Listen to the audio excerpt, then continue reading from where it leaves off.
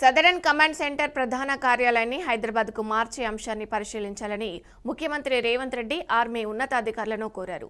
ఇక గురువారం హైదరాబాద్లోని కమాండ్ కంట్రోల్ సెంటర్లో సీఎం రేవంత్ రెడ్డి అధ్యక్షతన సివిల్, మిలిటరీ లైజన్ కాన్ఫరెన్స్ సమావేశం జరిగింది. ఇక ఈ సమావేశంలో ప్రభుత్వ ప్రధాన కార్యదర్శి రామకృష్ణారావు, మేజర్ జనరల్ అజయ్ మిశ్రా, అలాగే డీజీపీ శివధర్ రెడ్డి, రాష్ట్ర ప్రభుత్వం, ఆర్మీకి చెందిన ఉన్నతాధికారులు పాల్గొన్నారు. ఈ సమావేశంలో భారత సైన్యం, తెలంగాణ ప్రభుత్వం మధ్య ఉన్న భూ సంబంధిత అంశాలు, ఇతర పరిపాలన సమస్యలను సత్వరంగా పరిష్కరించడంపై విస్తృతంగా చర్చించారు. ఇక ఈ సందర్భంగా తెలంగాణ తరపున పలు విజ్ఞప్తులను సీఎం ఆర్మీ ఉన్నతాధికారుల దృష్టికి తీసుకెళ్లారు. రాష్ట్రంలో సైనిక స్కూల్ ఏర్పాటు చేయాలని కోరుతూ గత 10 ఏళ్లలో ఇతర రాష్ట్రాల్లో 2 నుంచి 4 సైనిక స్కూళ్లు మంజూరైన తెలంగాణకు ఒక్కటి కూడా రాకపోవడాన్ని గుర్తు చేశారు.